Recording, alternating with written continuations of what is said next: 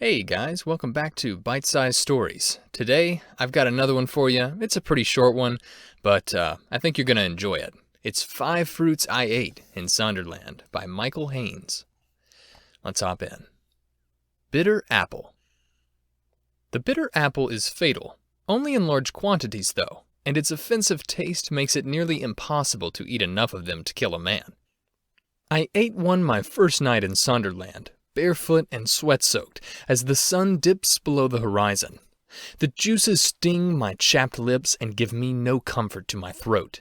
It's the first food I have eaten in 3 days. While I chew, I try to imagine it as something less noxious, but with each bite I nearly retch and lose it all. Swallowing the last, I hold the slender core, stem poking out the top, seeds near the heart of the fruit, and nod at the man who dared me. His friend nudges him in the ribs. Make him eat the core too, huh?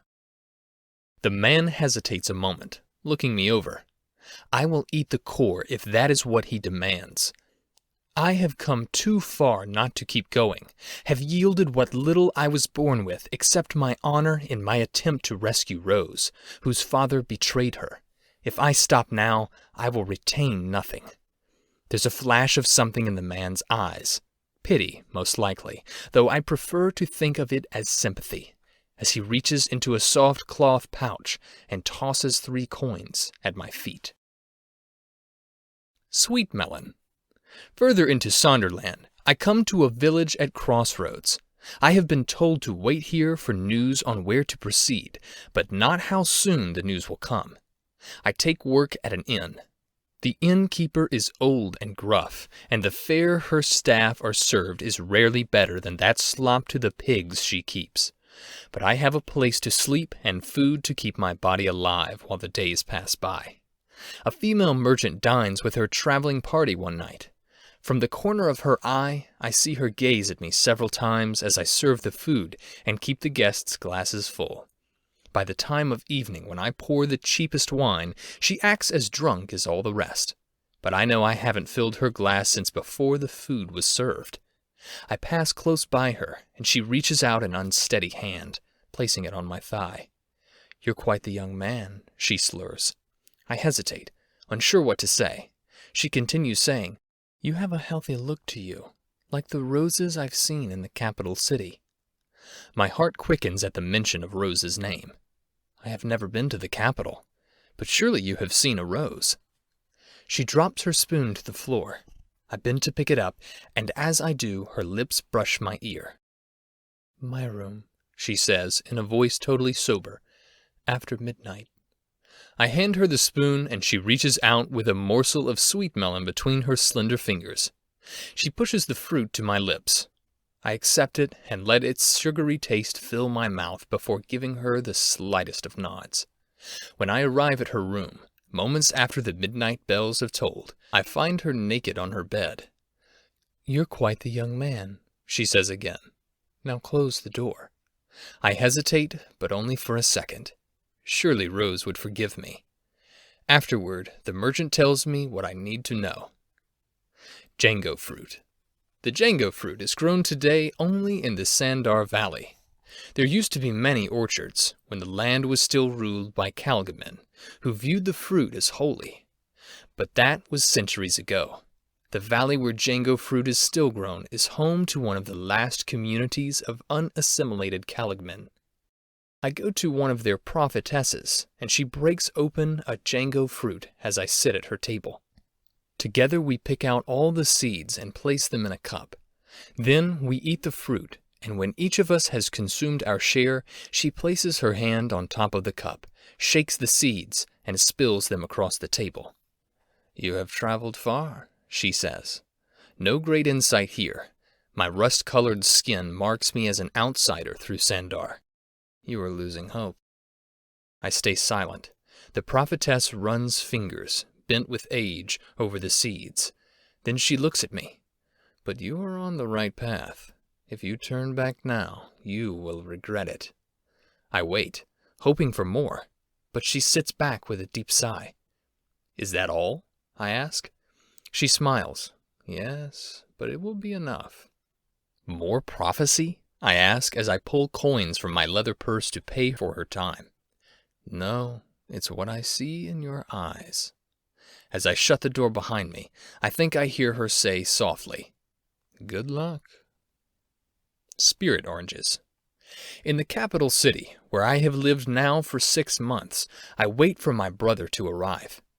I called for him as soon as I had confirmed that Rose was indeed here, that day when I had heard the Baron's odious assistant bragging about his master's newest concubine's virtues, her hazel skin, her gray eyes, and all the rest, all that she had sworn would be ours alone.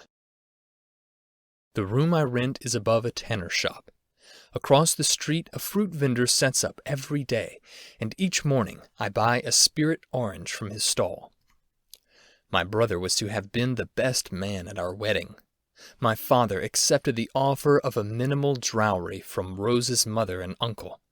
But before the wedding day, her wretched, drunken father returned from battle alive. Rather than give even the 2 horses and 20 gold pieces Rose was to bring to our marriage, he spirited her off in the night and sold her to a man 2 towns over, while my father and brother and I were away on a hunt. I went after her as soon as I returned home and heard the news. The man in the other town, I found, had sold her to another man who had, in turn, sold her to the Baron.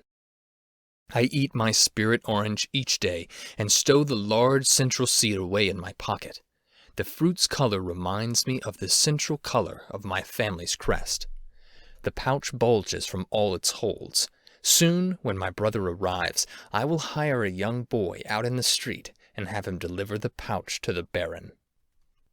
Starberries. The starberry is not native to Sandarland.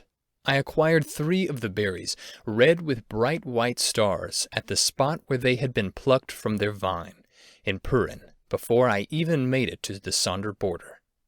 I stand under cover of darkness outside the cabin along the lake Sandar, where the Baron and Rose are sleeping.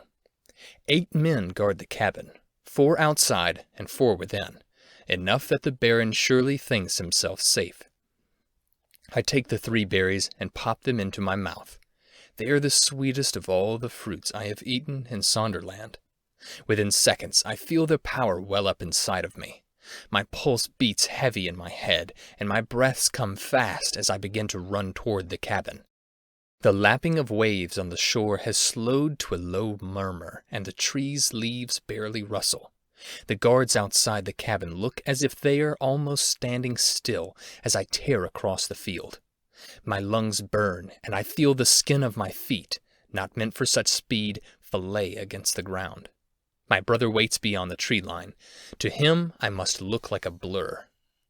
I burst through the door with a bang that echoes lazily off the walls, past the inside guards who are playing dice at the table. Clack, clack, clack. The cubes bounce only thrice as I run across the room to the inner door.